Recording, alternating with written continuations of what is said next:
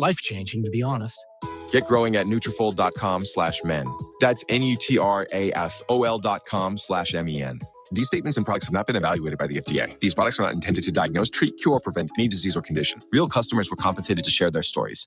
A SoFi personal loan is here to help you achieve something once thought impossible: overcoming high-interest credit card debt. Walk the tightrope of your finances with one low, fixed-rate monthly payment, no fees required, and as soon as the same-day funding. That's right. Pull off your own debt-defying stunt with a SoFi personal loan. Visit SoFi.com/trick to learn more. Loans originated by SoFi Bank, N.A., member FDIC. Terms and conditions apply. NMLS 696891. 97.7 ESPN The Zone. Get you ready for football as we go two-a-days with the Kansas City Chiefs and Denver Broncos. It's Unsportsmanlike 6 a.m. Eastern right here on ESPN Radio, ESPN2, and ESPNU. Stream the FedEx Cup playoffs on ESPN+. The PGA Tour's top players chasing the top prize. Scotty Scheffler. Everybody on tour wants to win the FedEx Cup. Rory McIlroy. I've driven away from Eastleigh quite a few times with a smile on my face. Justin Thomas. It's the FedEx Cup playoffs. Stream more moments and more minutes of the FedEx Cup playoffs from August 7th to the 24th, live on ESPN+. Sign up at plus.espn.com/golf. This is Adam Schefter, and on this week's episode, we get you set for your fantasy football draft with Field Yates, sleepers, stayaways, and how to approach each position. The Adam Schefter Podcast, available wherever you get your podcasts.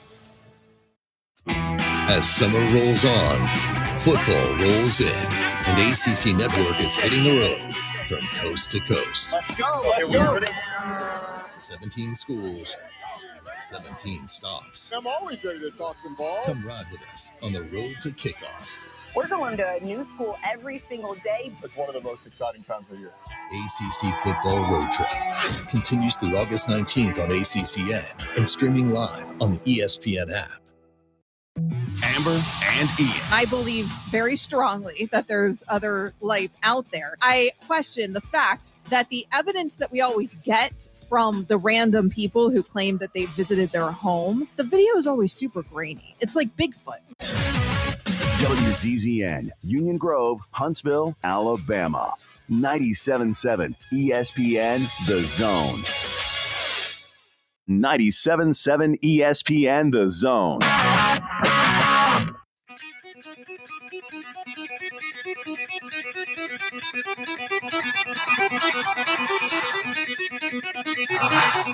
Welcome to Talkin' Ball with Scott Tyson and Drew DeArmond. Call into the Neighbors Wealth Management Hotline now, 256-576-4977. That's 256-576-4977. Now, here's Scott and Drew.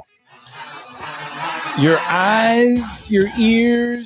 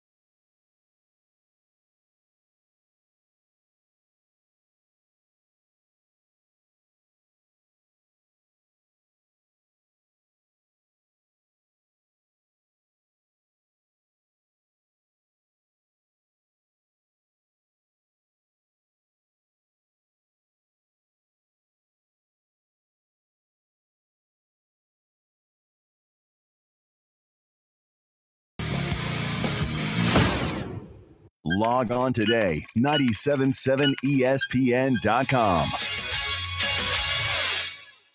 By now, you know about Eagle Masonry and Insulation, and maybe you know that Eagle also does landscaping and dirt work. But how about after paint work? Shower doors, shelving, and mirrors, all taken care of by Eagle, the same Eagle that takes care of all your masonry, insulation, and landscaping needs. Eagle brings the same level of expertise to all these disciplines, and they're ready to provide you with a free quote. The website is the same, insulatewitheagle.com, as is the phone number, 256-755-1556. Give them a call and see what Eagle can do for you.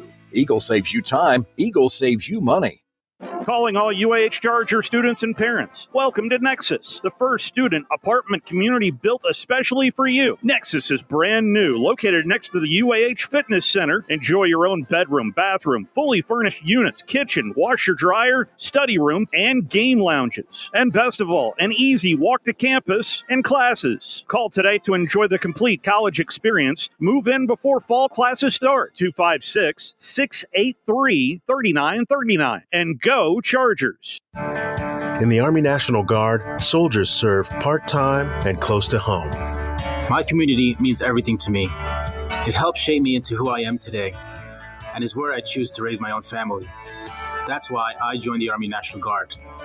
I'm proud of where I'm from, and as a soldier, I get to give back to the people that helped me succeed. The education benefits I got from serving helped me get my degree and jumpstart my career. The training and leadership skills I've gained from the Army National Guard help me every day when I teach young people, help my neighbors, and look out for my community. I know that when my neighbors need us the most, my fellow soldiers and I will be ready. My family loves it here, and my part-time service means we get to stay here. Serve part-time in the community you live in as a proud member of the Army National Guard. Talk to your local recruiter or visit nationalguard.com. Sponsored by the Alabama Army National Guard, aired by the Alabama Broadcasters Association and this station. You can now do more without it costing you more. Alabama's attractions have come together to offer the all-in-one ticket that downloads to your mobile device. No matter how many attractions listed on the ticket you see during the time span you bought, your price stays the same. Pick the right ticket option that best fits your schedule, and then enjoy more attractions without spending more. All-in-one tickets for different areas of Alabama are available at alabama.travel and other places where online tickets are sold. Brought to you by Alabama Tourism Department, the ABA, and this station. Hey, brother. Saw you call. John, I've been thinking about our days during the war, and I'm on my way. Thanks, man. If you are a veteran struggling with depression, anxiety, or need someone to talk to, call 800-273-8255. Press 1. It's private and free 24/7. Call 800-273-8255 or visit vetsforhope.com. Sponsored by the Partners of Alabama's Challenge and the Alabama Broadcasters Association.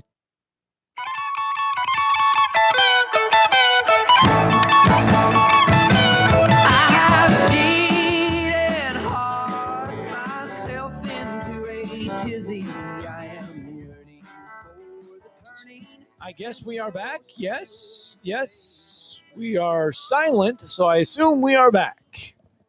Talking Ball, 97.7 ESPN The Zone. Scott Tyson, Drew DeArmond on a Saturday morning. Welcome back in to the program. We are live from Hyundai of Decatur, just kind of hanging out, selling Hyundais. We are, and a lot going on. We did not do a show on Friday, so one of the things we missed bringing you was this announcement.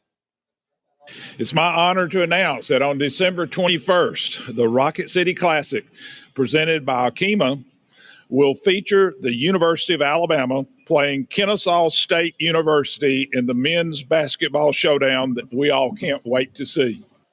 That was Mayor Tommy Battle letting us know that Akima, not Akima, Akima will present it, and it's going to be Alabama and Kennesaw State inside the Von Braun Center on December 21st. Last time it was Memphis, Alabama in a exhibition game that fouls didn't count.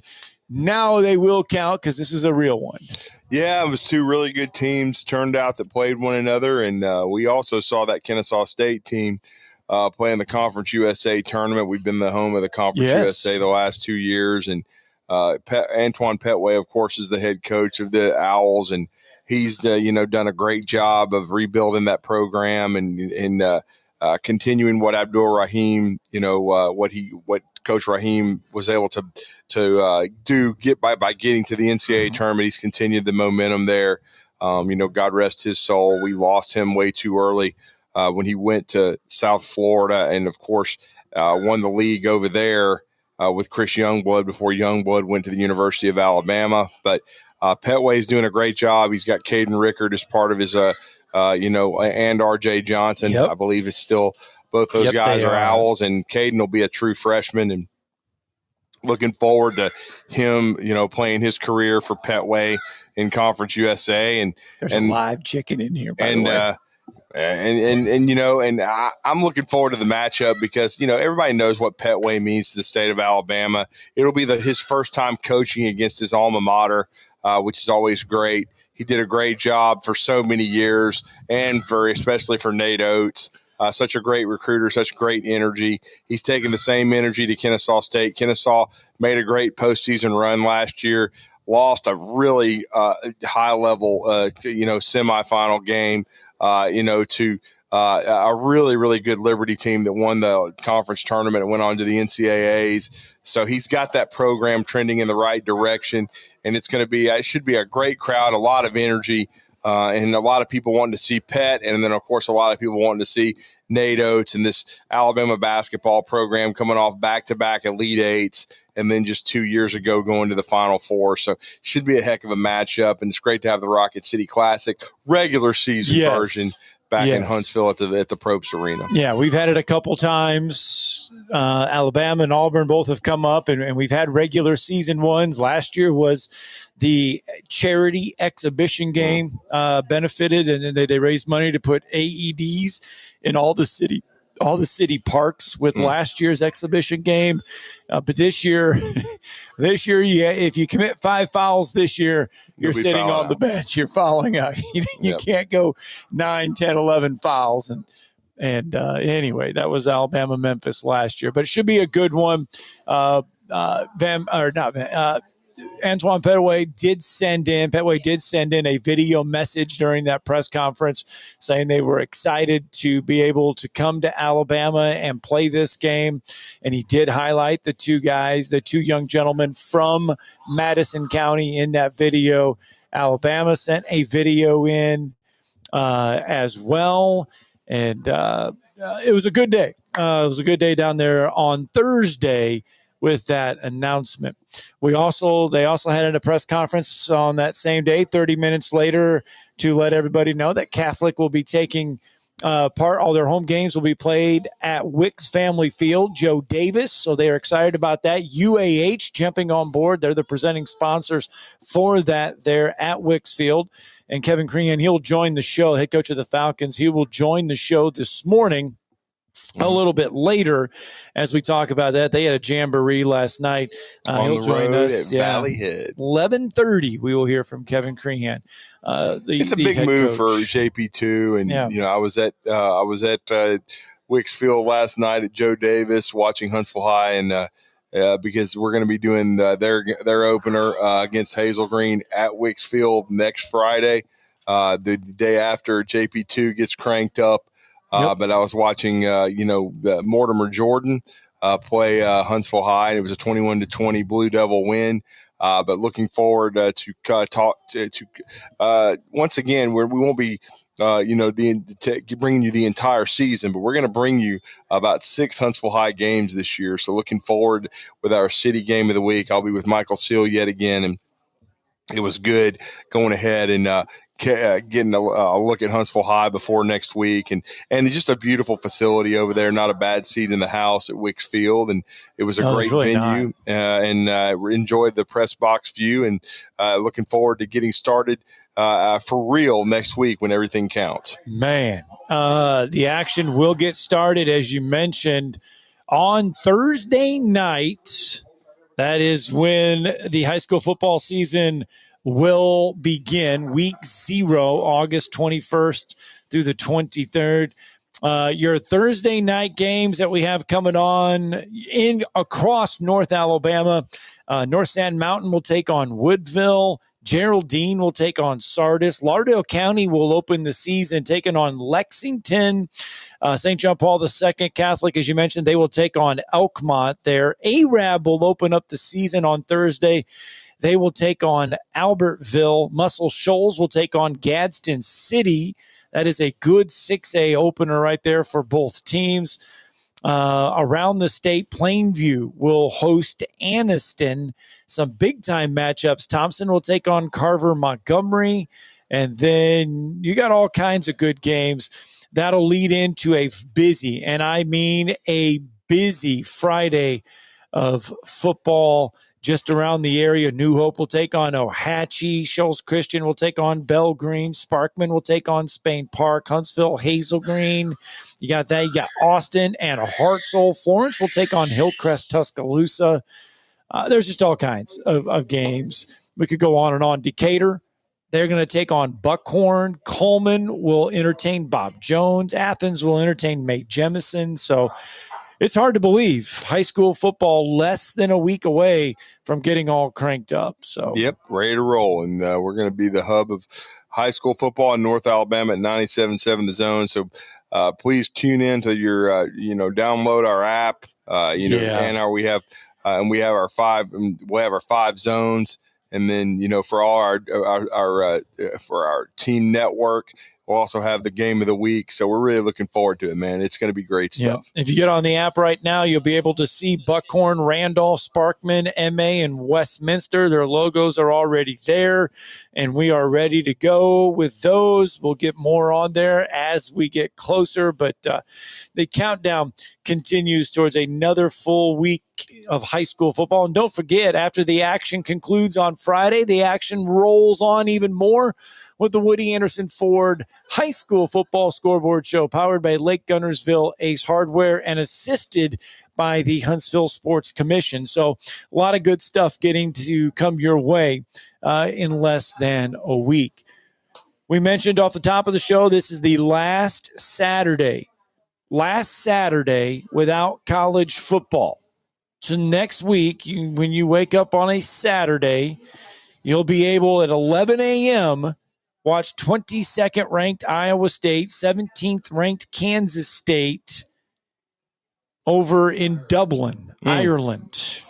That's the matchup in Dublin. That's Kansas State, by the way, a 3.5-point favorite for a Big 12. I believe they're counting this as a Big 12 opener. I've not read anything to see where it's one of these non-conference, even though it's a conference game. That's stupid. You can't not count it. If they're playing each other, it counts. Yeah. But then that'll lead into some other, I'm not even going to call them interesting games on Saturday. But then Thursday, August 28th, we have college football. Jack State will open the season on the road at UCF. Mm-hmm. That is the season opener there. Scott Frost and the redo. Yeah, but new look Jacksonville State as well. Yep, exactly. Is the new era there for Jack State, and we're looking forward to that. Was it Charles Kelly? Yep, Charles Kelly, head coach, and his new staff. So they'll be traveling to take on Scott Frost and UCF on a Thursday. So looking forward to Jack State's opener as well. 1 week from today, UAB and Alabama State will open it up. And, boy, UAB needs to get it on the right track, don't they? Yeah, they do. There was a rough year for Trent Dilfer last year, but needs to bounce back and certainly create some energy and need to get off to a good start. And it's a nice intrastate battle there with the with UAB taking from the American Athletic or the American, whatever they're calling it this week.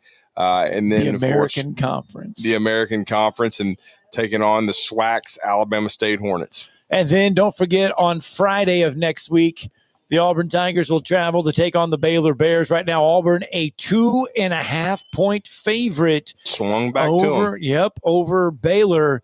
I tell you what, let's get a break in, because when we come back, we will hear from Hugh Freeze. We're going to hear from Chris Lee. Oh, we got Chris Lee. My bad. Chris Lee I'm is off a going little to bit. be, Yes, we got Chris Lee. Chris Lee will be joining us and talking some SEC football and a little bit of Vanderbilt as well.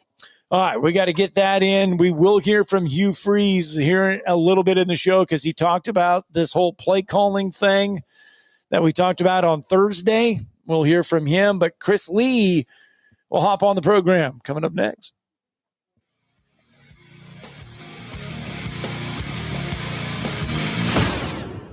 This is Steve Moulton for Tellini's Italiano. Tellini's Italiano is located right in front of the Walmart, right off of University, behind the McDonald's. More or less catty corner from Topgolf. It's one of my favorite places to go to, and if you go there, you know what I'm talking about. If you haven't, you need to try the baked spaghetti, add a meatball. Also try the baked ziti with meat sauce, add sausage. You'll thank me. Save room for some pizzas and paninis as well. And don't forget about dessert as well. The best cheesecake I have had here in North Alabama is at Tellini's Italiano. Find out for yourself today. That's Tellini's Italiano, right off of University Drive in front of the Walmart. Located online at Tellinis.com. That's TELLINIS.com. Let's get some Tellini's tonight. I'm here with Thomas from Talent Heating and Air. With the temperatures going up, now is a good time to get your heating and air system looked at. Thomas, when somebody calls, you guys answer. That's right. The phones are staffed by us. They're manned 24/7. We're ready to come out and take care of you that day. How do they give you guys a call? You give us a call at 256-503-4490. And you can find you guys on the World Wide Web at talenthvac.com. And now is a good time to do this because you guys are offering a special deal. That's right. We're doing $49 tune-ups this spring. We're also doing free second opinions. We offer that year-round. Somebody comes out, they say you got a bag compressor or leaking refrigerant. Give us a call, see if we can save you some money. Thomas from Talent Heating and Air. Thomas, one more time, that phone number. 256-503-4490. AL certain number 21014. I'm here with our good friend John Kendall. He's got 23 years of retail mortgage experience in the Tennessee Valley, and he's powered up with the #1 retail mortgage lender in the nation. That's right, Scott. We have joined with Cross Country Mortgage, and that is true. We're the #1 retail mortgage lender in America. And with that powerhouse team and our experience here locally, we're ready to go. They've got 120 mortgage, refinance, and home equity solutions to fit every need. If you call on Cross Country Mortgage, it is for the win. That's right. You can reach me, Scott, at 256-562-3780, or you can go to crosscountrymortgage.com and then search my name. It's Cross Country Mortgage and John Kendall, a powerhouse team. One more time, John. That's crosscountrymortgage.com, 256-562-3780. If we can't close your loan, it simply cannot be closed. Equal Housing Opportunity Company, NMLS, number 3029. Your Fox 54 weather, brought to you by Tellini's Italiano.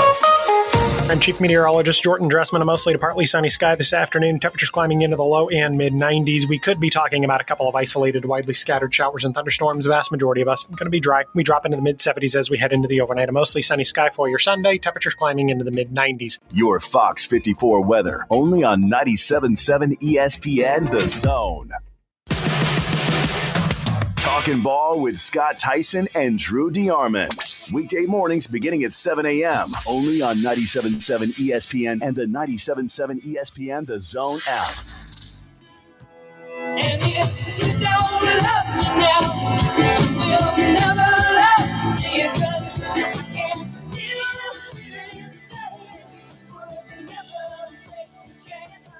Oh, 10:32 on a Saturday morning. Talking Ball, 97.7 ESPN The Zone. Scott Tyson, Drew DeArmond. We are live from Hyundai, Decatur, Hyundai of Decatur. I don't know why. I've said it a million times. I still mess it up. Decatur of Hyundai of Decatur.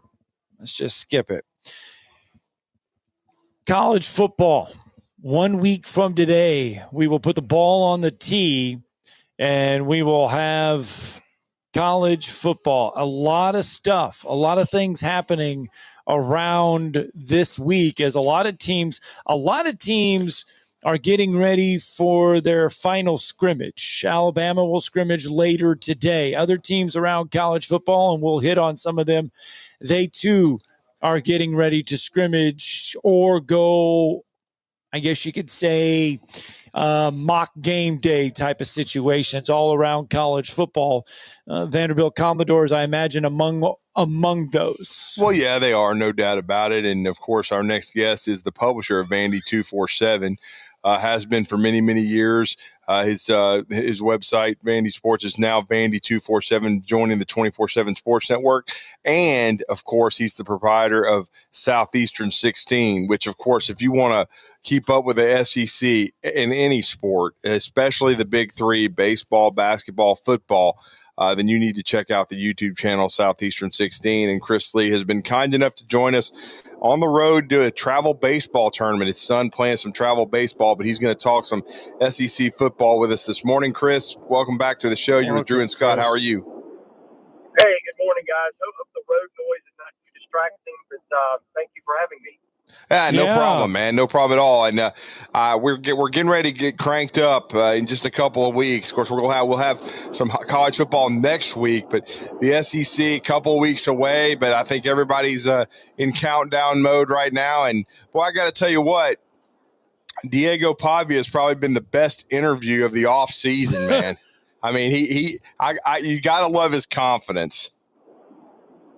Man, if you had a year or two ago said that this is where the program was going to be, and you actually had people talking about Vanderbilt, and maybe I'm not going to say he's the most talked about athlete in the league, because he's not, but like he's way closer to being in that range than anybody I've covered in a long time. They're interesting times in Nashville for sure.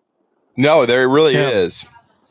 Yeah, and Chris, just, I mean, kind of update us on fall camp, update us on the latest there surrounding Vanderbilt so far, as we are 2 weeks away from all these SEC schools getting started. Yeah, and the consensus, Chris, seems to be that Vanderbilt is, I know they're going to be the hunted this year. Nobody's going to be sleeping on them, but that the roster is in better shape than it was a year ago. Oh, there's no doubt about that. I could argue they are as good or better at every position group.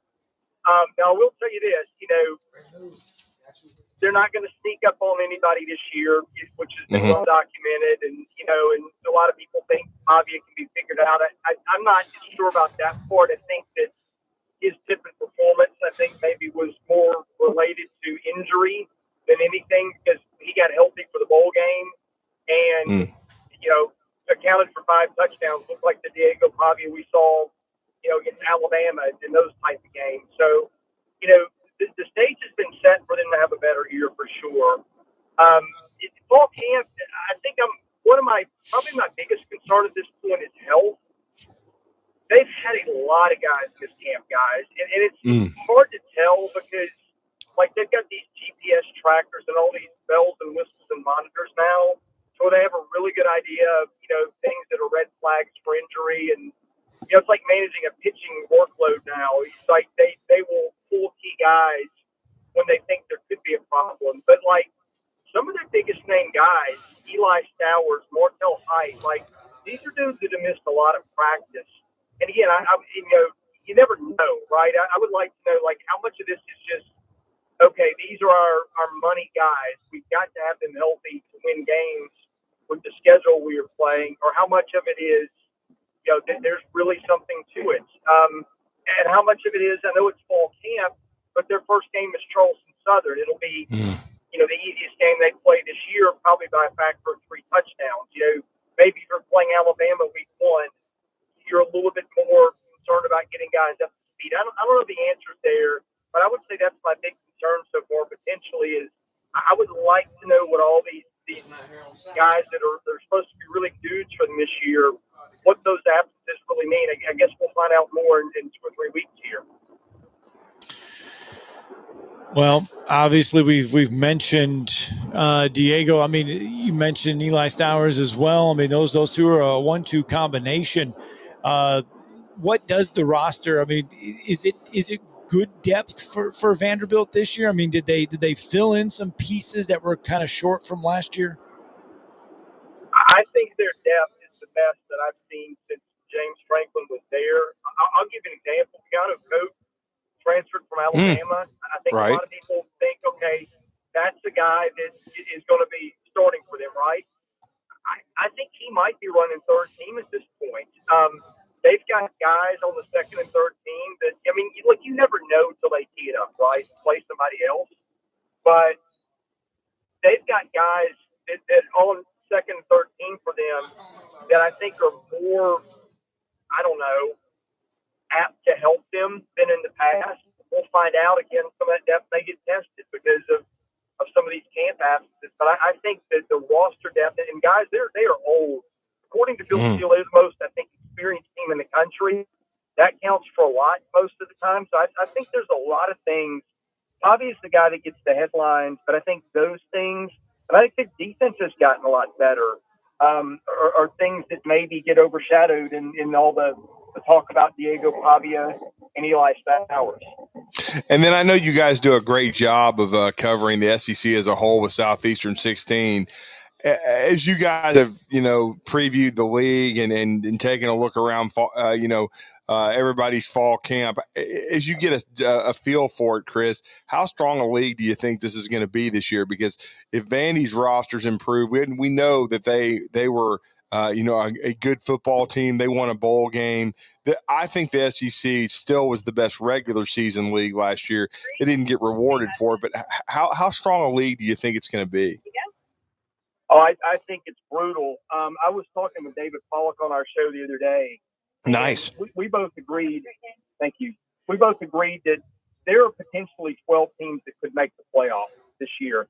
And I didn't have Vanderbilt in one of those. And I think it's the best. It's the best Vanderbilt team I think we've seen in a while. But I just think the league, guys, I was kind of doing the strength of schedule thing. Because, the whole talk in the off season has been strength of schedule and resume. And by the way, Greg Sankey is dead on about all of it. He's 100% right. I just think when you look at it, by the things I was doing, I was using SP Plus and FBI and some of those places. By my math, the top 13 schedules in the country were all SEC teams that I've done so far. The toughest that is. And I don't know, man. I just think that the balance week in and week out, I just don't think you get breaks in the Big Ten and some like you get Big Ten, ACC, and some other leagues. I don't think you get those week to week in the SEC. Yeah, I can agree with that. And then with Vanderbilt, to swing back to it, certainly last year winning a bowl game, winning season, it was a great step for Clark Lee. With more expectations this year, with as old a team as they've got, with Diego Pavia back, what is the best case scenario? Because the schedule is difficult though for Vanderbilt. The back end is pretty loaded too. Yeah, I think they're looking at, I could argue anywhere from 4-8 to 8-4. Again, I think they are undoubtedly a better team, but the schedule is just brutal. And it's going to be a problem for most teams in the league. Yeah, it really is. And I will say this, though. I got a chance to see some photos. And of course, there was still so much going on during last year's. They were still trying to upgrade the facilities around during the season a year ago. But that end zone project looks like it turned out really good, Chris. Well, it's not done yet, but it's going to change the look of the place dramatically. Looked like it. The in-between is still kind of ugly, but I mean, the experience when you walk in that building is going to be much different. It's actually, it's kind of a cool place to walk into. And like, we haven't been able to say that probably at any point in our entire lifetime. Yeah, I can understand that. But it's great timing though, too. You have a season with a lot of expectation, your best team on paper since the James Franklin years, and you're just putting the finishing touches on this, this much needed facelift.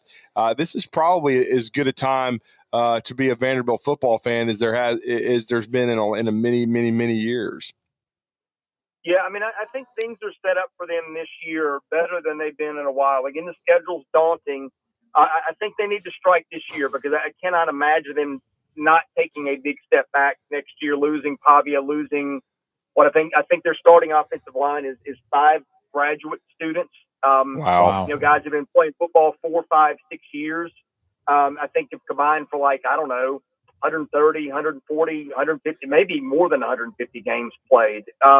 It's an old team. It's a team that's got the face of a program that hasn't had in a while. I think they need to strike this year. Clark Lee is providing some proof of concept that's going to help them, but it's never easy in the SEC. It's never been easy to recruit at Vanderbilt, so it's a big year for them.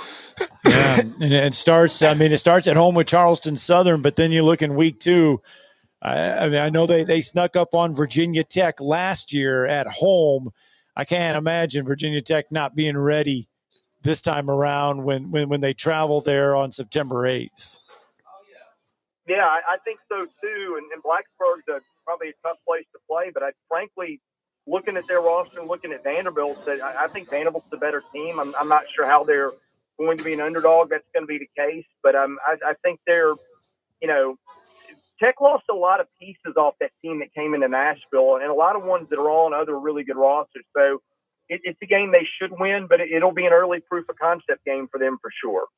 And I know you got to go, but before we let you go, the SEC as a whole, you just talked about it being the strongest league. How many teams do you think are going to make the playoff this year, Chris? I've got probably 4 right now. I think Texas is the best team in the country, probably on paper. We'll see if that holds up. Mm-hmm. I've got Alabama second. I think people are sleeping on Alabama, and I promise you, I'm not pandering your audience. Right. It's going to depend on Ty Simpson, but I just think they are so good along the lines of scrimmage, both sides, and that receiving room is terrific, and they get quarterback play. They're pretty good. I think Georgia, I don't know what to do with them, but I can't not put them in at this point, given Kirby Smart's track record. And I think LSU, if it works out on the corners of the offensive line on the edges, people talk about the defense. I think they're going to be better there for a lot of reasons. They're probably the number 4 team that I like, but I mean, A&M could make it. Florida could make it. I think Missouri has been slept on. I think the team's a little better than people think, and the schedule is very conducive. So there's a lot of teams, I think, that you could see end up making the playoff. But I think the four best in my mind are Texas, Alabama, Georgia, and LSU. Well, you and I, great minds think alike. That's my top 4 as well. I think they can all make the playoff. But we really appreciate the time on a busy Saturday. Hope your son plays well in the travel ball tournament. But let everybody know how to follow you at Vandy247, and of course, what you guys do at Southeastern 16. Yeah, Vandy247 is the website. We've got a podcast attached to that. And Southeastern 16, we cover SEC football, baseball, and men's basketball wall-to-wall year-round. So if you're looking for the 30,000-foot picture of the SEC, I think we do a pretty good job there. Thank you, Chris. Thanks, we appreciate Chris. the time, man. Thank you. 10:46 here on a Saturday morning. Arthur coming by to let us know that it's full. Nice. It's full. He's wanting to show off the showroom. It's completely full here. It is. People wanting to buy a Hyundai on a Saturday. We got live chickens in here, man. I swear there is a live chicken. At least that's what Scott says. Here in this place. And no, he's not going to kill it and fry it, but we're just saying. 10:46 on a Saturday morning. It's right behind us. 10:46 on a Saturday morning. Talking ball live from Decatur Hyundai. Hyundai of Decatur along the Beltline. Talking about next. Log on today, 977ESPN.com. Your home of the Alabama Crimson Tide is 97.7 ESPN, The Zone. Looking deep downfield, looking for Williams. Comes back, makes the catch, trying to split defenders, makes them bang into each other, stays on his feet, breaks a tackle, scores. Ryan Williams, one play, 75 yards. Your home of the Alabama Crimson Tide is 97.7 ESPN, The Zone. 1 in 3 adults in America have prediabetes, but most don't know it. To let people know it can be reversed before it becomes type 2 diabetes, professional basketball player Julius Randle is doing everything in reverse. I'm only dunking with reverse windmills. I drove the whole way to practice in reverse. I don't recommend it. This move's called the reverse shuffle. I do recommend it. And it took me months to learn how to speak in reverse, like this. Years 10 almost for diabetes type 2 with living Ben has Mom Ma. In other words, my mom has been living with type 2 diabetes for almost 10 years. So together, we want to say to the 84 million Americans at risk, exercise and healthy eating can help reverse prediabetes. Start by taking a simple 1-minute risk test at doihaveprediabetes.org. Brought to you by the Ad Council and its Prediabetes Awareness Partners. Bet he can't say that in reverse. Let's talk about the X's and O's of family entertainment. Every parent in Alabama knows the importance of being able to draw up an activity that'll get you out of the house for a couple of hours. But it needs to be affordable. It needs to be family-friendly. Above all, it needs to be fun. Now, let's talk about high school sports. Bang for your buck, school sports provide the perfect game plan for your family. You'll enjoy all of the drama and excitement competitive sports offer. You'll be supporting the future leaders of our community in a meaningful way.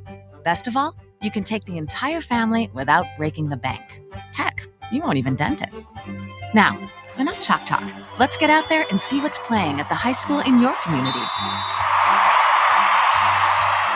School sports. Good for our kids, good for our community. This message presented by the Alabama High School Athletic Association and the Alabama High School Athletic Directors and Coaches Association.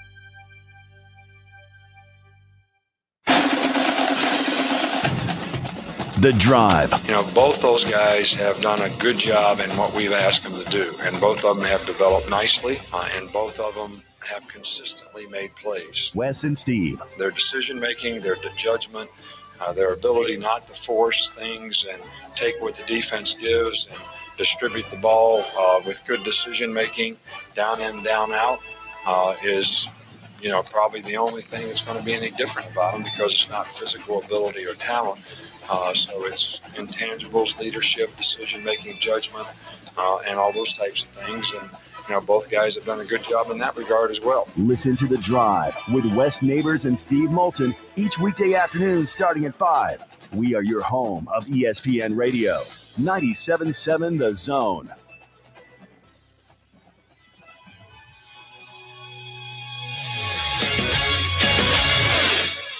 Hello, listeners. My name is Jonathan Dunwoody, and I own Minuteman Press. We are a full-service print shop that is locally owned and operated. I have personally been handling direct mail for over 17 years and have a great relationship with the USPS. We are the only print shop in the area that is listed as a print provider on their website and the only printing franchise that can use their logo as our partner on marketing materials. We can help from conception to design, print, and delivery to the post office.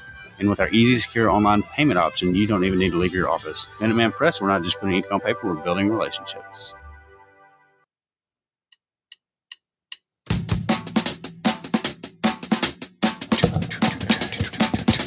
Welcome back. Talking Ball, 97.7 ESPN The Zone. Scott Tyson, Drew DeArmond. Been kind of mix matching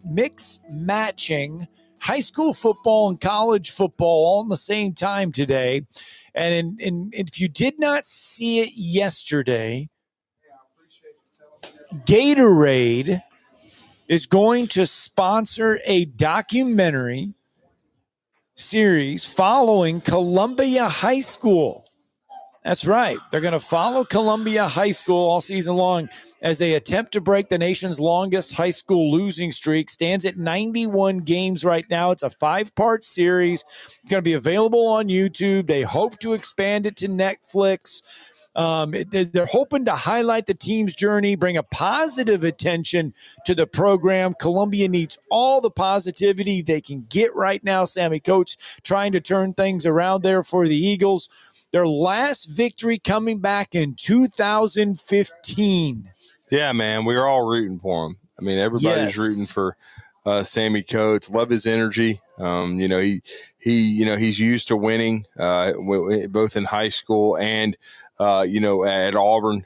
He was a winner, and so he was at UVA Wise last year on the college level before coming to deciding to take on this challenge of getting this program back to respectability at Columbia. And we hope everybody's wanting them to win football games and wanting them to get back on track, and to the days when Trey Flowers donned the uniform and they add an SEC player and a Super Bowl champ. And so we're all rooting for the Columbia Eagles. I think everybody, and hopefully this will bring some positive publicity to the school.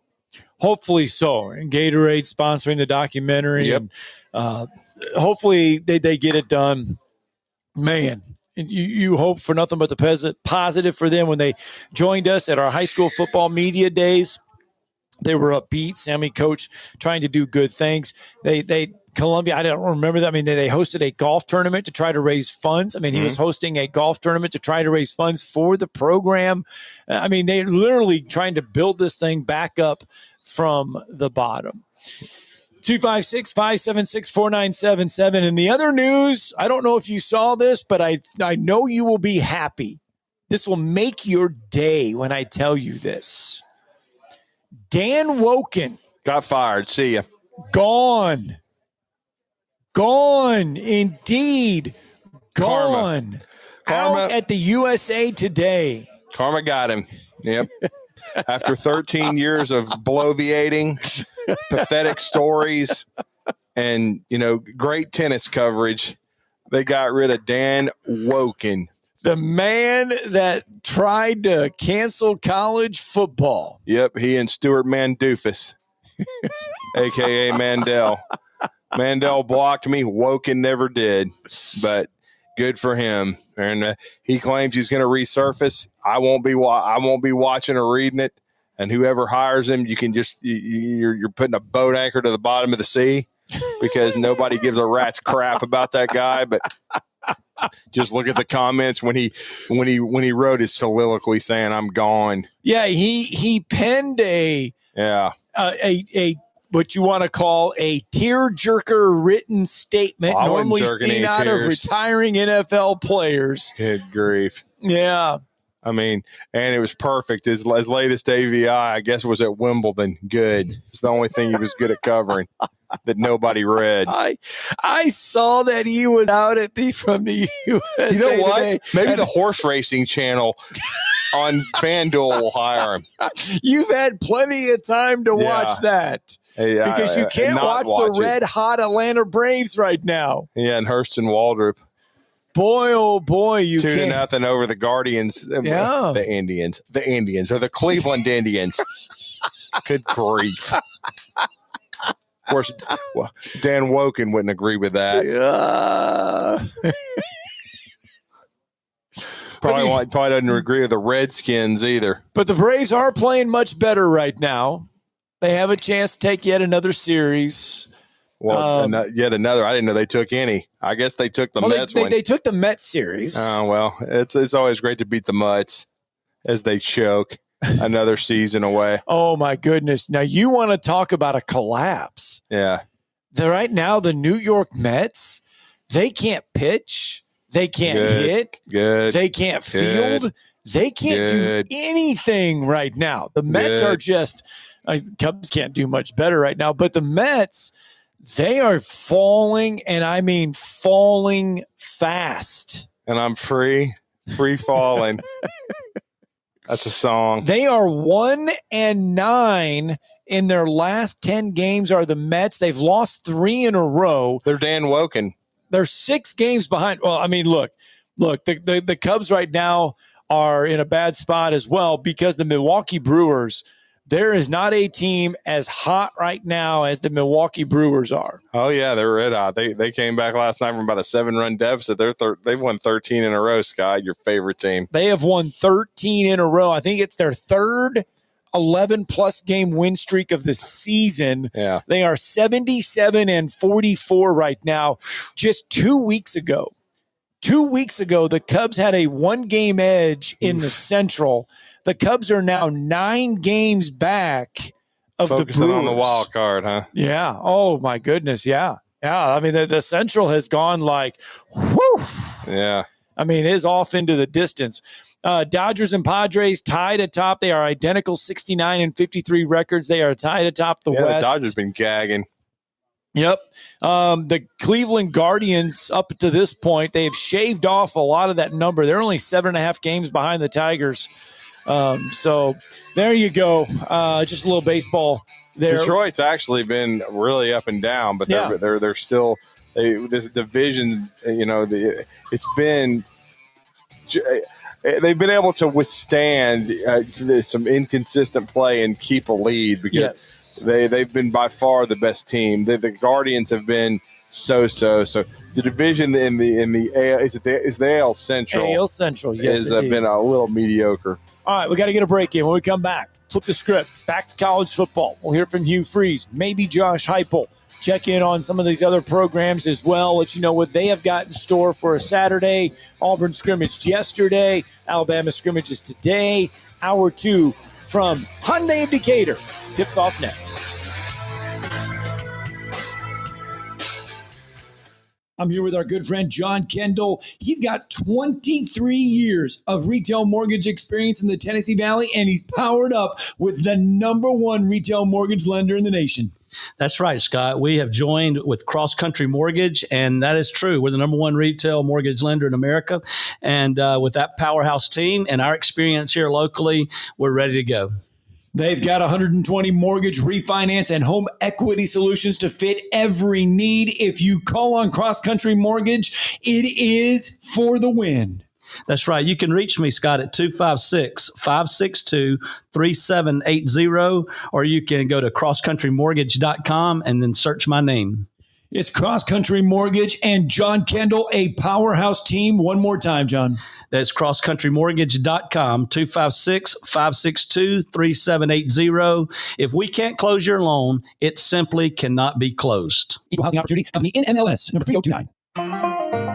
It's the Ford Summer Sales Event at Woody Anderson Ford. Hey folks, Bobby White back again, and I'm here to tell you now is the time to get the Ford you've been thinking about. From zero down lease. WCZN, Union Grove, Huntsville, Alabama. 97.7 ESPN, The Zone. This is SportsCenter. I'm Nick DeLuca. Return coming for Terry McLaurin, Commander star receiver, being activated from the PUP list, but it's unrelated to contract negotiations. Beginning his progression toward the start of the season, McLaurin had been managing an ankle injury that has bothered him throughout the offseason. Still looking for a new deal. Had issued a trade request earlier this offseason. He said he would not return to the field without momentum. On contract talks, has 1 year remaining on a 3-year, $68 million extension that he signed back in 2022. The NFL preseason continues today. The Chargers hitting the field against the Rams tonight. Quarterback Justin Herbert, expected to play in limited action, says it's helpful getting him ready for the season. I think it's important to be able to see a pass rush and get a feel for getting the ball out and just seeing a game before you actually play in a game. I think in years past, the plan was, to rest and see those reps. But I wanted to go out there and see a pass rush because, in practice as a quarterback, you don't always get the true feeling of a pass rush. So I thought it'd be helpful to go out there. And I just thought this was something that could be good for me, good for the team. And so, I'm not against trying it. Meanwhile, the Browns battling the Eagles in Philly. Rookie third-round pick Dylan Gabriel getting the start today. Missed the preseason opener, managing a hamstring injury. Shedeur Sanders impressed in Cleveland's Week 1 game in Carolina, his pro debut. He's dealing with an oblique injury that cost him some time in practice. Not expected to play today. What's up, kiddos? Clinton Yates here. Coming up on Monday, our NFL two-a-days continue to roll on, and the MLB postseason is right around the corner. We'll break it all down on Clinton and Friends at 10 a.m. Eastern on ESPN Radio and the ESPN app.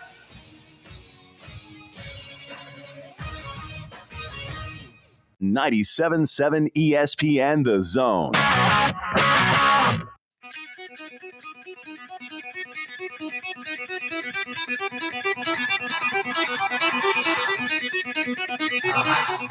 Welcome to Talkin' Ball with Scott Tyson and Drew DeArmond. Call into the Neighbors Wealth Management Hotline now, 256-576-4977. That's 256-576-4977. Now, here's Scott and Drew. Welcome back. Hour 2 of Talking Ball.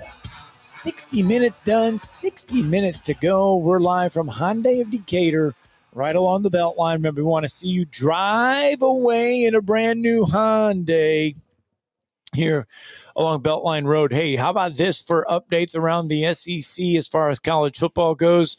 The #1 ranked team in the preseason, the Texas Longhorns. They are scheduled to have their final scrimmage of fall camp today.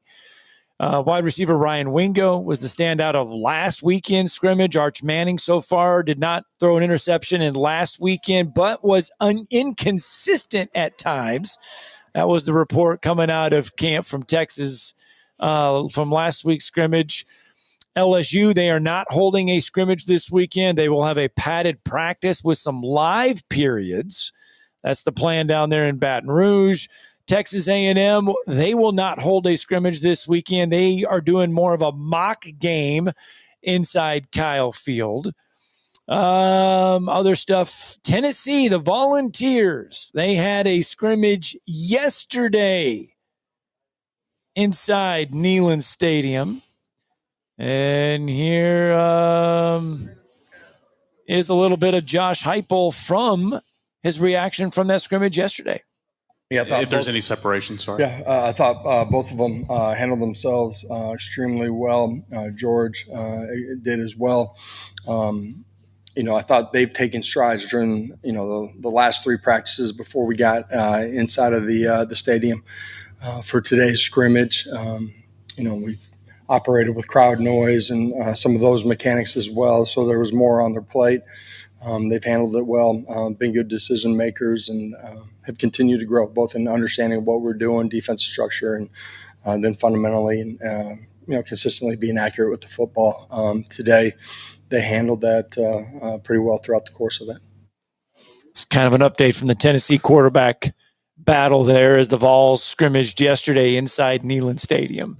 Yeah, it'll be Aguilar, Merklinger, and George McIntyre, so we'll see who wins the job to stink.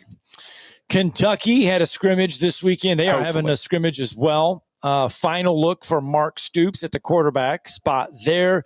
Zach Calzada, the former Auburn, former Texas A&M quarterback, trending to start week 1 for Kentucky. Well, just remember, he never took a live snap at Auburn. No, he did not. Because he had a shoulder injury. Reese Davis, though, has put Kentucky on upset alert in their week 1 game. He thinks that Toledo, they take on Toledo, who, by the way, received 13 votes in the preseason AP poll. That's more than Auburn, Florida State, Duke, Iowa, and Colorado. He says Kentucky better watch out. Toledo could step up and nip them if they're not careful there in week 1. They better be ready because they blew out Mississippi State last year. And, if Mark Stoops wants to stay off the hot seat, and because he's coming off of a 4-8 record. If you come out and you lose to Toledo at home to start the season, not a way to start. And then it'll just be the John Summerall sweepstakes will start. The fans will start clamoring even harder for John Summerall to come home and replace Stoops after 14 years, because this is year 14. So I don't recommend losing to Toledo to start it off. And I'm not going to say we'll see how that 3-way quarterback battle. I still think, Tennessee brought Aguilar in to start. I still think he'll be the guy. If he's not, then I would be worried if I were Tennessee. So we'll see what happens there. Alabama is going to have their final scrimmage today at 1 p.m. approximately is when Alabama is going to scrimmage for the final time. So there'll be a lot of buzz coming out of the weekend for the Crimson Tide scrimmage, as they are, basically 2 weeks away. And then 2 weeks from today, they will be in Tallahassee to take on the Florida State Seminoles. So and then Auburn, as to be expected, they scrimmaged for the second time yesterday because they are programming themselves to be ready 2 weeks from yesterday, as they will be, you already mentioned it at the start of the show, in Waco, Texas, taking on Baylor under the Friday night lights at 8 o'clock. There was a lot of talk surrounding Auburn going into that second scrimmage because of the comments coming out on Wednesday and Thursday. The fact that Auburn may have a play caller on first down, a different play caller on second down, third down. Who knows kind of how that situation works down there? Who's calling the plays? Who's in the headset of Jackson Arnold? Hugh Freeze on Friday morning, or I should say not Friday morning, it was after practice on Friday. Yeah, it was after practice. Oh, Thursday, my bad, Thursday. Hugh Freeze met with the media and was asked right away, right out of the gates, about this whole play calling situation. It's Derek Nix is the offensive coordinator, and he does all the planning, scripting, in charge of the game plan. But man, there's no staff that is not a collaboration on the plan. And I offensively or defensively reserve the right to say on the call sheet, I don't really like that one right here. But he does a great job for us. Kent kind of leads the third down plan.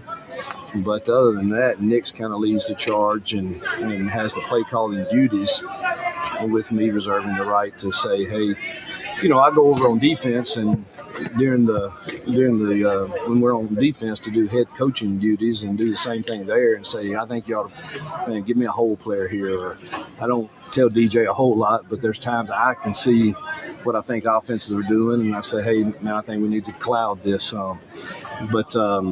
That's the way it'll be this year. And while I'm doing that, they're the offensive guys led by Nix are talking about the next series and what we should do. And usually there's another TV timeout or something, so I have time to get back on and say, all right, what are y'all thinking? Yes, I like all of that. When it comes to talking to Jackson on the mic, is it just you talking to him? It's both of us. We both have the ability to do that. And you and Nick? But usually the call comes through me, and I either, that's what we're doing, or I say, hey, you got it right now. And I'll try to keep my mouth shut unless I have time to see a check or something that I know we should go to. But hopefully we've done a good enough job coaching him that he gets us in those to begin with. Well, he did a good job of telling us who comes up with the game plan. He did, but the scrimmage was interesting yesterday because there was a lot of give and take, which is probably a good thing if you're an Auburn fan. The defense got off to a good start. The front sevens had a good fall camp and has been playing very physical. Keyron Crawford, the transfer from Arkansas State, has been rushing the passer really well. Keldrick Falk has been looking like a stud first-rounder should look. He's done a nice job. And then I think also, a lot of the young linebackers, like led by Melendez, the kid from Miami, I think he's done a nice job. He's pushing for playing time. You continue to hear the name Omar Mabson, which is, of course, the freshman running back, the reclassified young man from Auburn High. He continues to do well. And it looks like Jeremiah Cobb, that finger injury has been put in the rearview mirror. He had a good scrimmage yesterday as Auburn went till almost 1 o'clock on Friday afternoon. So sounds like, Cobb may be pushing to start. And I'm not going to be surprised by that. He has explosive speed. He's always been a good kickoff returner.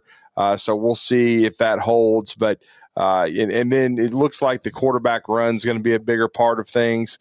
Of course, they used Peyton Thorne with the QB run last year. But, I mean, we all saw Jackson Arnold's mobility last year for OU. So it sounds like that's going to be a bigger part of what Auburn wants to do. Cam Coleman had a couple of touchdown catches and then had another catch inside the 10. Brandon Frazier, the senior tight end, who's kind of waited his turn, had an explosive 30-yard plus play. So sounds like there was some good give and take. No turnovers too, which had to have pleased you, Freeze, because I know that had been a point of frustration during fall camp before yesterday.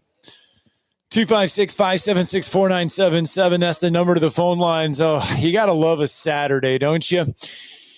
Pete Thamel, 20 minutes ago, putting this out for the world to see. The Big Ten has begun populating an expanded college football playoff idea, which would include 24 or 28 teams. Just an idea at this point.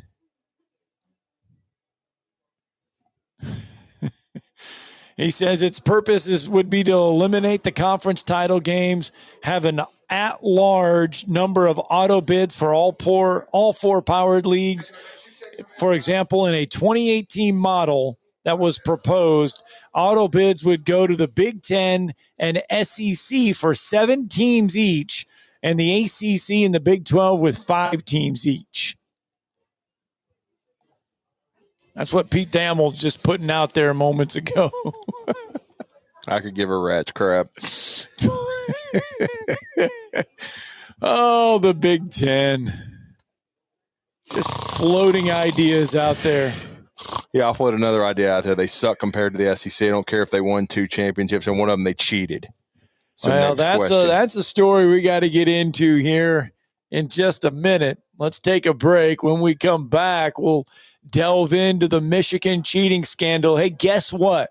Michigan's going to appeal everything. Wow. They're going to appeal it. What are they going to appeal? What were all the things that they have to appeal? We'll explain it all next.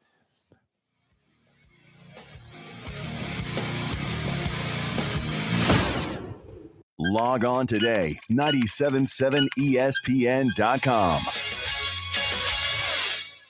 16 teams. Yes! The Rebels recover it! It is a touchdown, Alabama. One goal. My goal is a national championship, to win the SEC championship, and win the national championship. This is the battle for Atlanta. Touchdown! Touchdown! Dogs are SEC champions! Now through August 21st. Join us each day as we preview the 2025 SEC football season. Only on your home for SEC football. Check out the battle for Atlanta each Saturday morning here on 97.7 ESPN The Zone. Eagle Masonry and Installation. It's right there in the name. Eagle is your one-stop shop for block, stone, or brickwork, monument signs, and outdoor kitchens and fireplaces. Eagle also offers the finest craftsmanship and insulation, including fiberglass or spray foam insulation, and of course, insulation removal. Philip Love and his team have years of experience, bringing the region the best in masonry and insulation services. For more information and a quote, visit insulatewitheagle.com or call 256-755-1556. Eagle saves you time. Eagle saves you money. Forgiveness. Wow, what a word. What a gift. All of us have done things in our lives that we regret. All of us have done things that are disobedient. All of us have sinned and fallen short of the glory of God. Thank God for his forgiveness. Thank God that he separates our sins as far as the east is from the west and remembers them no more. Hey, I'm John Dees, pastor of Cross Point Church, smack dab across the street from the YMCA in Madison. Check us out at cpcfamily.org. No representation is made that the quality of legal services to be performed is greater than the quality of legal services performed by other lawyers. A wise man once said, if you take care of old folks and children, everything in the middle will take care of itself. Hi, I'm Danny Aldridge, lawyer in Alabama and Tennessee.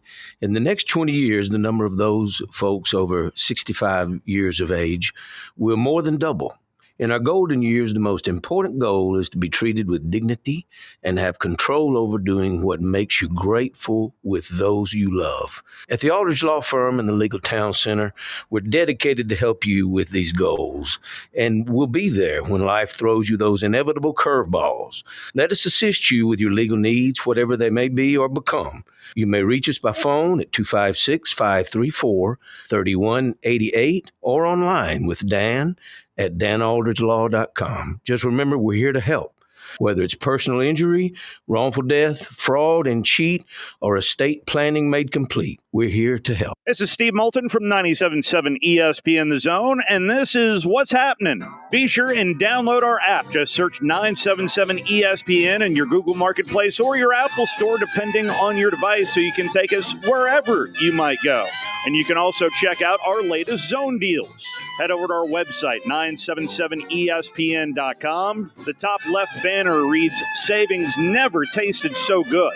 Click on that, then enter in the Big Zone Deals store for half-off zone deals of Lawler's Barbecue, Sea Salt, Carrabba's Italian Grill, Bubby's Diner, Corlejos Mexican Grill, Bad Daddy's Burger Bar, Divergence, Full Moon Barbecue, Bigfoot Little Donuts, Hickory Store Barbecue, Good Company Cafe, Apple Lane Farms, the Decatur location, and rounds of golf at Cherokee Ridge Golf Course and Gunter's Landing. And that's what's happening.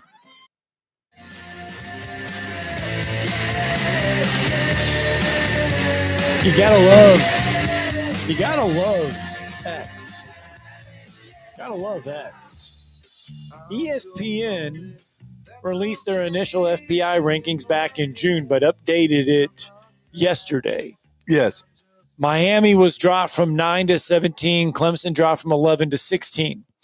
College Football Kings pointed this out, put a tweet out yesterday explaining all of this. SMU head coach Rhett Lashley sees this and says, because the whole thing is rigged. Because they were basically slamming the ACC. And Rhett Lashley says, and I quote, because the whole thing is rigged. I mean, a college football coach commenting on that. I don't care about Rhett Lashley. Next. Doesn't he have anything else better to do? Yeah, lose playoff games. Yesterday, by a lot. Good scrimmage. Michigan was handed down their penalties by the NCAA.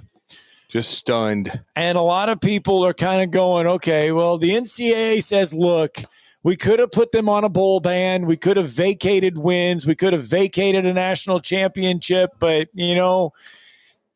vacating all that stuff or putting them on a bowl ban and all that other that would affect the kids of today that really didn't have anything to do with it all. So they said, no, we're going to fine you. We're going to fine you a lot of money, and all that could exceed $35 million.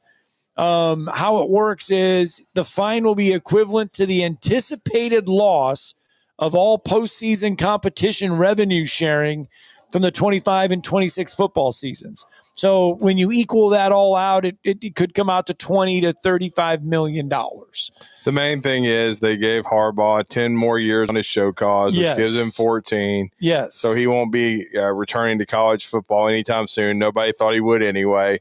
We'll see if he doesn't fall on his face with the Chargers. So he literally pulled a Pete Carroll. Yeah, he did. He and Pete Carroll are, they're basically cousins. And, we'll see. Pete's never returned to college football. He's had success in the NFL. We'll see if Harbaugh can replicate what he did with the 49ers. He had a great run there, got to a Super Bowl, and then it started to run its course, and then he went to Michigan. And for the most part, had a really good run. Of course, we all understand now how it turned so dramatically where he started beating Ohio State and some of these other big-time programs because he cheated his ass off. So we know that for a fact. I mean, Wild Stallion's got 8 years. Yes, he did. And, for Sharon Moore got a 2-year show cause. Yeah, but he's still going to be the head coach. Plus an additional game suspension. Yeah, he's going to, I think, against Western Michigan or somebody. In 2 years, yeah. So he's going to sit out 2 games this year and then 1 game in a year down the road. A game that Michigan all picked. I mean, it's. Yeah, and so – And again, we'll see if Sharon can make it long term. He certainly already beat Ohio State, which and Alabama, which helped. Won a bowl game. We'll see if he can, if buying Bryce Underwood and being very aggressive in the transfer portal and with NIL, if Michigan can continue to win. If not, then they're going to have to hit reset, and it'll be interesting to see if they can get these sanctions in the rear view, how attractive the Michigan job is. It should be very attractive in the future. Right. We'll see if Sharon Moore can make it long term. If he can't, then it'll be very, very interesting to see who, might be on the radar of the Wolverines and who the athletic director might be too, because who knows, this may cause a change in leadership. We don't know. It depends on how the future goes for the Michigan Wolverines. But again, they're keeping their championship. They're not vacating it. That's all well and good. I honestly didn't think they would have to vacate it anyway. I figured it would mostly be monetary and show causes for the coaches, and that's what it ended up being. So good for them. Michigan will hit reset, so to speak, and we'll see if they can continue to be a factor in the Big Ten. The NCAA the committee did put out a release, and in the end of it, they said, for instance, the panel converted the required postseason ban and scholarship reductions to equivalent financial penalties. So basically, they said because of the ever-changing landscape in college football, the way they penalize teams in the past doesn't really work today. So they hit them with financial hardships instead of the postseason bans, the vacation or the forfeit of wins and all that stuff. But I mean, look, if you take away wins, they still count anyway because they still played the games on the field and somebody had to win or lose. I mean, vacating wins doesn't do a whole lot. Other stuff for Michigan, a 25% reduction in football official visits during the 25-26 season, a 14-week prohibition on recruiting communications in the football program, and a fine equivalent to the cost of 10% of the scholarships awarded in the football program for the 25-26 academic year. I'm sure they've already called Portnoy. Well, anyway, Michigan, as you might expect, has said they are going to basically appeal all of these fines. They're going to appeal everything. So they said some of it's just not fair. Yeah, it's just not fair. It's not fair to cheat and steal everybody's signs, everybody's plays, and then miraculously understand why you go undefeated and beat people because you know what they're going to run. Miraculously, Wofford changed their signals, and all of a sudden they couldn't beat Wofford. So the year before, wow. And 256-576-4977. You want to weigh in on anything you are hearing this Saturday morning. Talking Ball live from Hyundai of Decatur, right along the Beltline here in the River City. We want to see you drive away in a brand new Hyundai today. They've got all kinds of financing available, and the grill should be fired up here very soon. Yeah, hamburgers, hot dogs, all that stuff. Arthur out there directing traffic. I'm telling you right now, they are directing traffic. There are cars all over this place. People coming in, coming out, checking out some of the new Hyundais, checking out some of the new deals here at Hyundai of Decatur along the Beltline. Very active.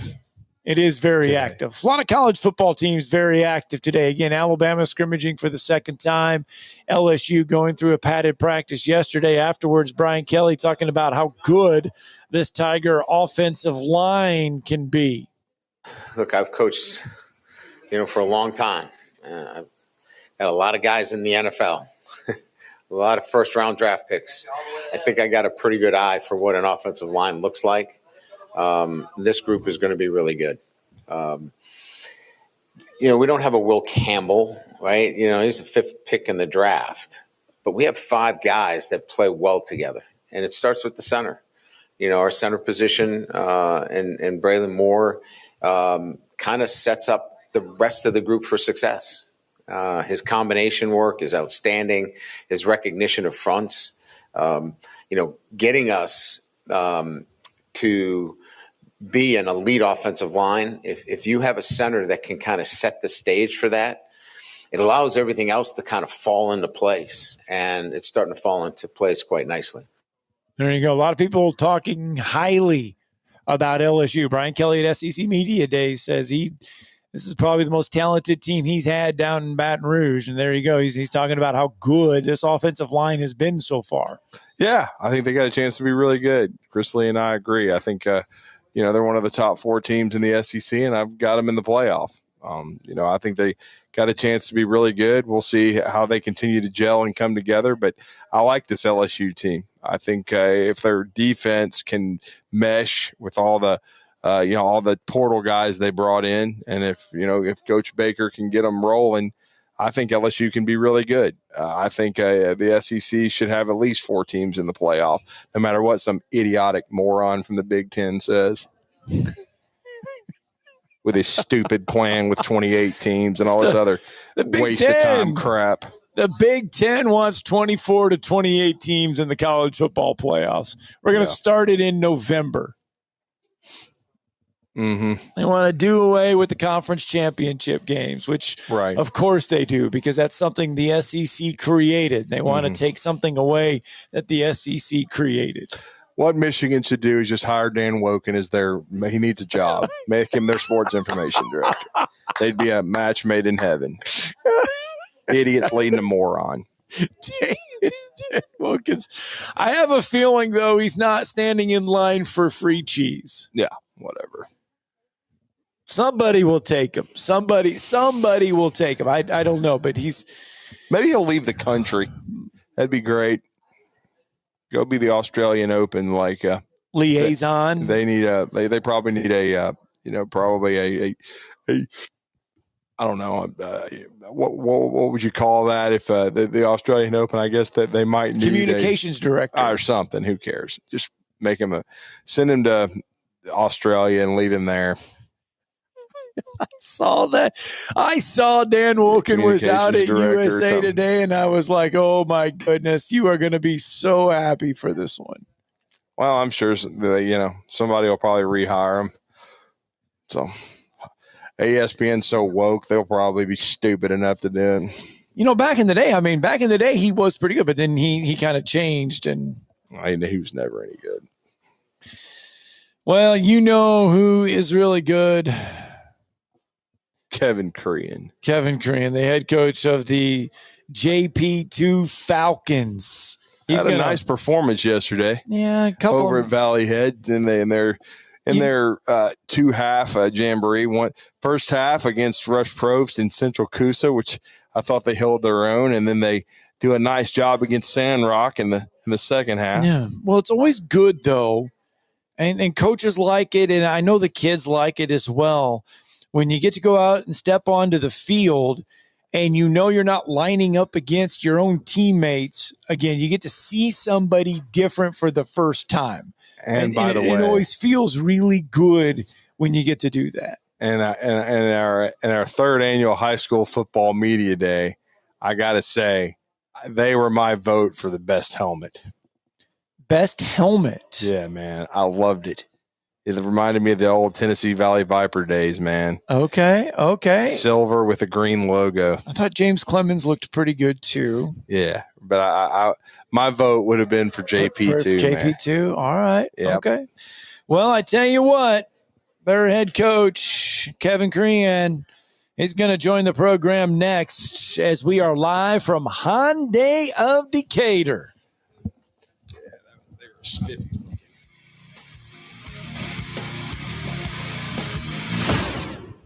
I'm here with Stan McDonald of Jacob Title. Stan, I've heard that every real estate closing at Jacob Title is a very big deal. Why is that? Wes, I'm reminded of a very impactful statement that I heard from Coach Gene Stallings years ago when he talked about big games and little games.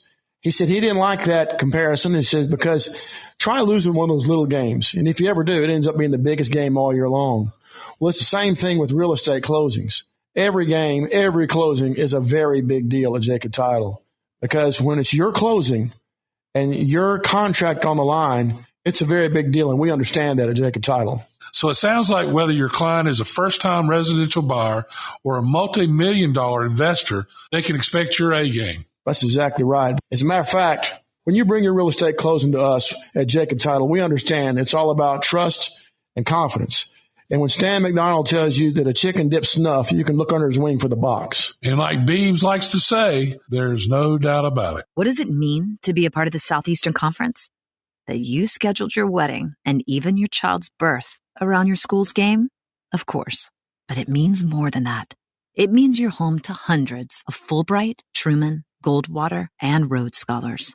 It means starting out as the birthplace of American public higher education. And now, leading the way in unmanned spacecraft. This is the SEC. And here, it just means more. What does it mean to be a part of the Southeastern Conference? That there's an honest-to-goodness chandelier in your tailgate tent? Perhaps. But it means more than that. It means pioneering medical solutions to predict new flu viruses. It means leading globally diverse teams to eliminate starvation in developing countries. And it means being home to one of the nation's top cybersecurity programs. This is the SEC. And here, it just means more. Uh-oh, Brad's buzzed. Oh, yeah? Yeah, he's starting with the woots. And now a speech. I just want to say that friendship is about heart and brain. Who's with me? Good thing is, he knows when he's buzzed. And my brain is saying, when it's time to go home, somebody call me a ride. Love that guy. Me too. Know your buzzed warning signs? Call for a ride when it's time to go home. Buzz driving is drunk driving. A message from NHTSA and the Ad Council. I don't think that many kids in my son's school even do it.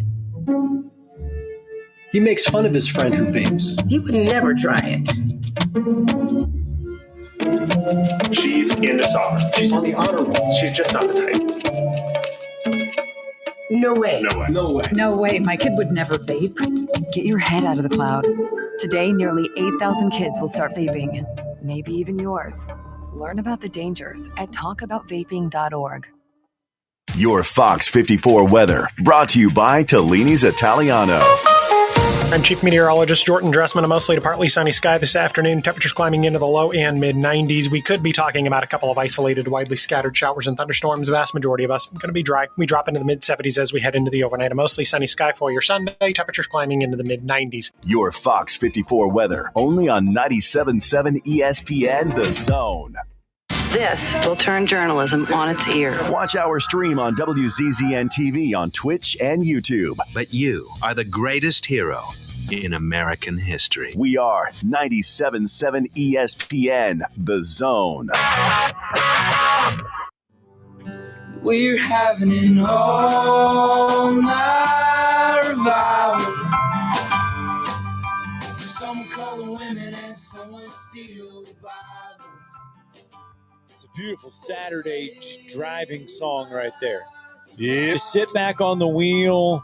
You can come over here, Hyundai of Decatur, get yourself some new wheels, roll the windows down, put the sunroof open, and just drive away in a Hyundai.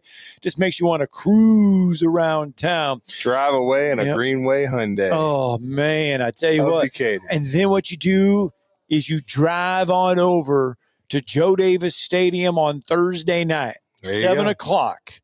As JP2, the Falcons will put the ball on the tee for the very first time for real. They played on last night, Jamboree, but season opener Thursday night, Wicks Family Field, 7 o'clock. The Elkmont Red Devils come to town as JP2 will begin a new season in a new home, as they will call Joe Davis Field their home for 6 home games this year. It'll be Wicks Family Field, Joe, the former Joe Davis Stadium. Yep. I mean, it's going to be a great facility and a great restart for Kevin Creehan's second season at the helm of the JP2 Falcons. And they got off to a good start last night, competing in a multi-team jamboree is the best way to put it over at Valley Head.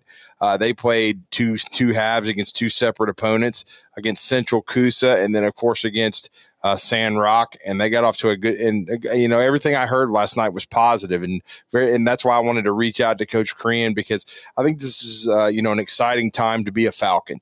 New athletic director, Hall of Fame coach Tim Miller has taken over. Coach Creehan's in his second year. There's always a big jump from year 1 to year 2. They were part of our media day. Love the new helmet as well, which is silver with the green logo.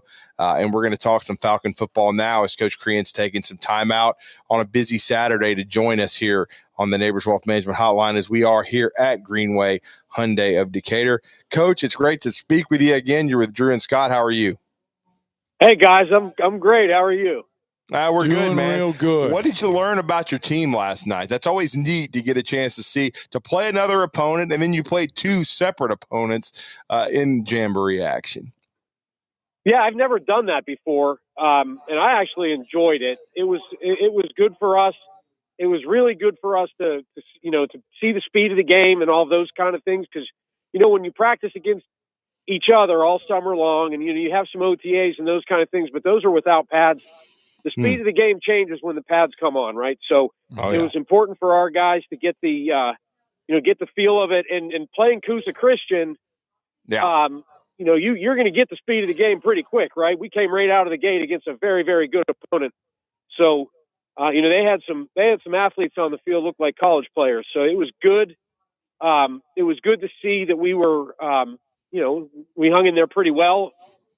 We tackled well. We ran to the ball well. We made some early season mistakes, which I think you would probably expect in a thing like this, but it's good to hopefully get them out of the way before the season starts, right? So all in all, I thought it was a good night. Yeah. And how do you approach? So you took on 2 different teams last night. I love it for jamborees because it does give you a little bit of chance to kind of prepare and kind of see two different things at the same time. But as a head coach, how do you look at a jamboree? How do you try? I mean, obviously it's trying to get as many guys out there as you can to see what they can do in live situations. But how else do you look at jamborees? Well, so they're by definition, they're difficult on coaches because you don't really know what you're going to see from the opponent. And then when you play two of them, that means there are two opponents that you don't really know what you're going to see. So by the time you figure out what they're doing, your half against them is over. Yeah. So that part of it's a little bit challenging, and that it's fine. Coaches, we call each other and say, hey, we're gonna approximately be this, and we're gonna do this on offense and this on defense, but that's not enough. That's not like real film study. So for coaches, then there's no game planning that goes into it. You're running your base stuff, and what you really are interested in is getting the kids acclimated to the full speed of the game and just letting them go play, right? And getting the nerves out and all of the things that happen associated with a first game. We're not the deepest team in the world. We've got a little bit more depth this year than last year. But it's when you're not very deep, you got to develop guys. So we have some young guys who we think are going to be ready by mid-season. They need game action now, as part of that development plan. And so we got everybody in. Both coaches that we worked with were on the same page in the sense that they wanted to get their young guys in too. So we sort of coordinated that. And so in general, though, I think that was my goal, right? I wanted to come out of it without injury, and I wanted to get the kids acclimated to the speed and the pads popping and those sorts of things. And we're talking to Kevin Creehan, head football coach of the JP2 Falcons. I guess let's start with Coosa Christian. We know, again, a program that's played for a state championship. We know they've gone through some trials, but still very talented.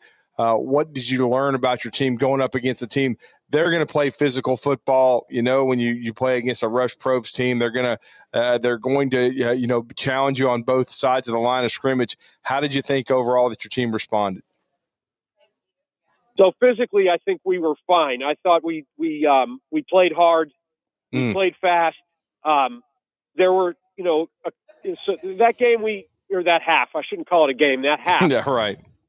We did some things that were really, really good. One of the biggest differences on our team this year is our quarterback is healthy, right? So a healthy quarterback who's mobile and active and accurate and can be creative.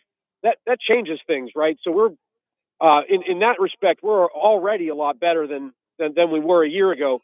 But for facing a team like Coosa and a coach like Coach Probst, you're going to get physicality, which is what we need because you don't get a chance to go against that in the summer. In the summer you don't have pads on. There are things that you're sort of limited by, and you don't want to beat your own players up. So getting out there and being physical against a physical team is critical heading into a season. I couldn't have picked a better opponent to start with. All right, yeah, they came out one score ahead of us at the end, but we're in the high red zone and turn the ball over. We had a couple of unfortunate penalties that helped them along on their scoring drive.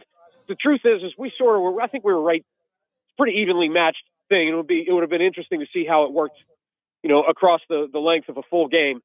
So I came out of that part feeling pretty positive about where we are compared to where we were a year ago. You sit back now and you got good tape, hopefully on your team as you get ready to take on Elkmont on Thursday night. What really, offensively, defensively, when you sit back there, what really has you pumped up about this team going into your season opener? Well, so I think it's effort level and commitment and dedication and investment. So, our kids, I don't know how familiar you are with our program, but I'm the first coach to have stayed here a second season since 2019. No doubt. So, right. So, and it's the repercussions of that is that they've never had an off-season program. Okay, because there's always a new coach. We're always searching for a new coach, right? So this is the first year in this this group of kids' entire high school career where they've had an opportunity to have an off-season program. And so dating all the way back to, conditioning way back in January, these kids have been learning to invest in themselves and their program. And you can see that show up in practice, and you could see it show up yesterday in the level of intensity and the level of commitment and all those sorts of things. Okay, so I think that's where we are most different right now, is that it matters to these kids, right? If you don't start until the middle of the summer and you know that the thing's going to be over at the end of October, if it doesn't go well early, it's pretty easy for a kid to just fold up and say, all right, I'm out. Mm-hmm. But when you've committed yourself from January multiple times a week for the entire year, all the way through the summer in the heat, when it gets difficult on the field because it's a close game or something, you get something bad happen, a little bit of adversity, you rally around that and it matters to you. So you don't just give up. So I see that in our kids, and I see it more this year than I have in the past, because they're committed to one another, they're committed to their program, and they've invested in it. Well, I mean, I remember you telling us before you came to our high school football media day that morning you guys were lifting. So this is probably the most structured off-season strength and conditioning program that these kids have ever had, Coach. Well, absolutely. And it's really no fault of anybody that preceded me, right? It's just the nature of constant turnover. Mm-hmm. And so it's the consistency of having the same coach matters. It certainly matters on the field as well, in terms of, we're running the same schemes we ran a year ago. You know what I mean? There's things that are that they're doing for a second time now that makes it easier on them. But at the same time, they also know exactly what to expect. They know what practice structure is going to look like. They know that when they come out on the field, they got to do this first, and then they're going to do that, and then they're going to do the other thing. And on Monday, they're going to do this, and on Tuesday, they're going to do that. And it's been the same way all the way since the beginning. There's some comfort in that, right? They know what to expect, and they know how to gear themselves up for it. And now that they're all sort of in it together, and it's kind of a herd group mentality, you can see, I can see it sort of trying to blossom. Mm. Well, I know you guys aren't going to get much probably done tomorrow, with it being Sunday. And I mean, that's you have 3 days of work, Monday, Tuesday, Wednesday, as your home opener, season opener comes on Thursday. Coach, it's moving awful fast. It sure, it's funny you say that, because way back in January, it was January 7th when we had our first morning workout. And I told the seniors, hey, they were juniors still then, right? They were second semester juniors. And I said, hey, this is all going to go really, really fast. Before you know it, it's going to be August. Before you know it, we're going to be playing. And, ask any one of them. And man, has it really gone fast. And it's going to go even faster for the next 10, 12 weeks, right? So yep. The next 4 days, we're going to get better in the next 4 days. But it's the last 7 months that really has mattered. It really is. And Coach, I know you said, again, you like the way your team came out and responded to the physicality of Central Coosa. How did you think it carried over to the second half when you guys took on Sand Rock and were able to continue to prepare yourself for this coming Thursday at home at Wicksfield against Elkmont? So both of those games were important, and I keep calling them games, but both halves were important in their own way. The Coosa game, of course, the physicality was important. The biggest thing that I saw in the second half was the kids were able to see their own explosiveness. We had some big plays. We had an interception two interceptions on defense. We had a sack, some tackles for loss, and then we had a couple of really long touchdown plays. And so, those kind of things were important. It felt like a year ago we had to hit 4 singles to score a run, right? You've heard that before. And that's kind of where we were last year, especially after some of the injuries happened. So to have some 1 or 2 play touchdown drives was important for our psyche, to know that, that's there. We have that in our toolbox if we can find it. So that part was really good. Now there were the film doesn't lie, and there were plenty of things in that second half. Yeah, okay, we won it 17-0, but that when you look at it, there were some things we got away with that we're not going to get away with long term. We turned the ball over again in the second half. The second jamboree, so that we turned the ball over once in each jamboree. When you look back on last year, yesterday we improved on everything except for the things that beat us last year against Elkmont. Last year we had a chance to win the Elkmont game, but we turned the ball over in the red zone and we turned the ball over coming out, and we had some untimely, really bad penalties. Well, yesterday we got better in every aspect of the game, but we turned the ball over twice, and we had a couple of penalties that I wish we didn't do. So, there are some things that we still have to get to work on and fix. So I think it was good to come out of that one with a win, but it's also good that there's teachable moments that come from it. Well, it all gets started for you guys on Thursday at home with Elkmont. Have you had a chance to kind of get a glimpse of what Elkmont will have in store for 2025? So we're actually in the midst of film exchange right now. So we'll be taking a look at it. We'll be taking a look at it tonight and tomorrow, and don't kid yourself. Tomorrow is absolutely a work day. So we, I know that they're going to be better. They have a really good coach. He did a really good job against us last year. So they're going to have improved, and we've improved. So it'll be an interesting matchup, and I think both teams sort of look at it as an interesting measuring stick for what's to come. So there's still film exchange. Yeah, we'll exchange what we did yesterday. So they had a jamboree yesterday, and we had ours, so we'll exchange that. Well, and you got to also understand too, and it's a great, I would think it's just very exciting for these and great for these kids. I'm sure they're super excited. You and your coaching staff are.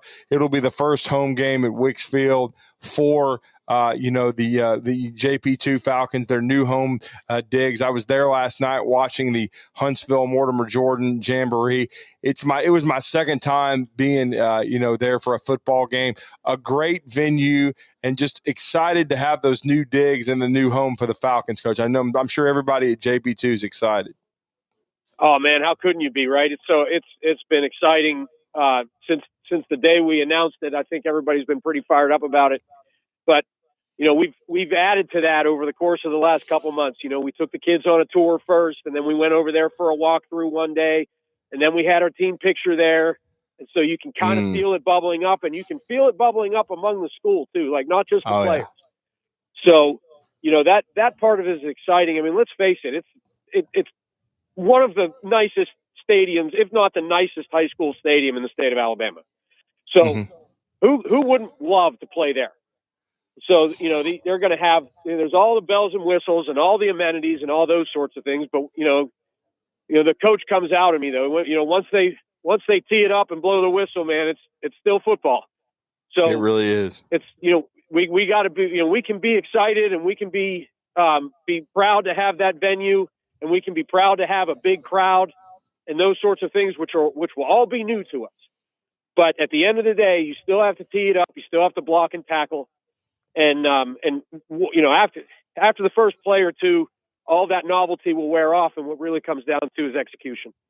Yeah, and we're really looking forward to it. Year 2 for Kevin Creehan at the helm of the JB2 Falcons. He'll be taking on Joel Schrank and the Elkmont Red Devils to kick off our high school football season this coming Thursday at Wicks Family Field, the former Joe Davis Stadium. It's going to be a great atmosphere to kick off another year of JP2 Falcons football. Coach, we really appreciate the time. Congrats on the success yesterday over at Valley Head against Sandrock and Central Coosa, and we look forward to seeing the Falcons this coming Thursday take the field with a very familiar voice as PA announcer as well, as my partner here, Scott Tyson, will be doing the PA for the JB2 Falcons football games. Looking forward to that. It'll be fun. It'll be fun. Looking forward to being there. We're excited about it. Yeah. Yeah, man, we're looking forward. Can't wait for this game and for this senior class to get this new era started of Falcon football. Well, Coach, we really appreciate it. I hope you have a great preparation the rest of today and Sunday as you guys do the film swap with Elkmont. But we appreciate you taking the time out of your busy schedule to join us here at Greenway Hyundai via phone. But we look forward to next week and some good preparation. And thank you for talking some Falcon football with us this afternoon. You got it, guys. Enjoy this nice day. I appreciate it. Thanks. I'm still shocked they do film swap, though. I mean, in my head, back in the day, you used to have the two coaches. You have to meet halfway or whatever, and you have to roll the windows like email down. This time. Yeah, it's not as or huddle. It's not like it used to be where you'd meet on some gravel road and some ex-county road to literally exchange film. But I mean, they're still doing it anyway. Final break in. Wrap it all up next. 977ESPN.com. We are a championship school, and school is in session. Makes the catch, makes them bang into each other, stays on his feet, breaks the tackle, scores. Join us Saturday, August 30th as the Crimson Tide open the 2025 season in Tallahassee against Florida State on your home for Alabama football. Your home of the Alabama Crimson Tide is 97.7 ESPN, The Zone. Mark and Henry McDaniel, attorneys at law, are proud alumni of Madison Academy, and Madison Academy is proud of them. They have served our community through their practice, through volunteerism and service on national, state, and local boards. They explain the complexity of critical court rulings on local media. Their successful practice has been built on integrity. Both are veterans of MA Athletics and proud sponsors of Mustang football. McDaniel and McDaniel, attorneys at law. No representation is made that the quality of the legal services to be performed is greater than the quality of legal services performed by other lawyers. What does it mean to be a part of the Southeastern Conference? That you paint your body, your car, and your dog your school colors? Maybe. But it means more than that. It means your alumni network includes the state, the country, and beyond. It means your school ring doubles as your resume. And yeah, you better believe it means more titles, like doctor, CEO, and your honor. Because this is the SEC. And here, it just means more. What does it mean to be part of the Southeastern Conference? That yours is the only conference with its own chant? Well, yes, but it means more than that. It means a study abroad program that might include reforestation in a mangrove swamp in Australia. It means finding your calling, your future spouse, your startup's co-founders, and of course, grilling tongs that play your fight song. This is the SEC, and here, it just means more. Hey, Mr. Nashville, how does it feel? Here we go. We're wrapping it up here at Greenway. We are. They're back in Tennessee. I had to see what music was playing because I never know this is good. Yeah, we're getting different. We're getting fresh vibes here on the show. Brody doing his first Saturday show with us on a Saturday here. Good job, Brody. Hyundai of Decatur. Got to roll with the punches sometimes on a Saturday. Greenway Hyundai. They are selling some Hyundais today, folks. I'm telling you right now. Hyundais, bro. It is just like a train of cars going out here. Got a sharp looking ride over here. That one is black. That is a Palisades, by the way. That's that one that black paint, black trim, black rims. King Arthur was talking to us about. Let me tell you what. I walked in here and I was setting up, and he was giving the guys and the gals their little pep talk this morning. Yeah, and he was saying, hey, look, I'm charting 150 cars today. This is something y'all, and I was ready to run through. It was like a football speech. Yeah. It was like a coach telling a guy the pregame speech before you run out of that tunnel. That's what Arthur was doing to the guys and gals here today. And let me tell you what, he got them all fired up. It's worked. They're fired up. They're selling. And we even had live chickens. That chicken scared me to death. I know. I could tell. Well, all of a sudden, I'm just sitting here, we're doing this show, and all of a sudden, I'm just hearing a chicken clucking in the building. Like, where the heck is this chicken coming from? I couldn't hear it all that well. It was a pet chicken in a backpack. Somebody had a pet chicken in a backpack. Not joking. Well, we appreciate Arthur Seaton for joining us. Yes, we do. We do. And I think we were good karma again for Greenway Hyundai. Come out to Greenway Hyundai. We want you to drive away in a Greenway Hyundai. Hey, we're back at it Monday morning. Month for them.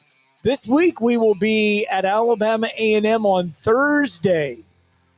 Talking Ball Tailgate Tour, courtesy of Talent Heating and Air. We're going to hit the road on Thursday. We're going to bring you some Alabama A&M Arthur stuff. Seaton and AJ in a few months. Yep. Arthur giving them some golf carts, by the way. Oh, yeah, nice. He's donating a couple to the program. We will be back at it Monday morning, 7 o'clock. Get your rest. It's a full week of college football talk and high school talk coming your way Monday. Thank you to Chris Lee and Kevin Creehan. This is Steve Moulton for Tellini's Italiano. Tellini's Italiano is located right in front of the Walmart, right off of University, behind the McDonald's. More or less catty corner from Topgolf. It's one of my favorite places to go to, and if you go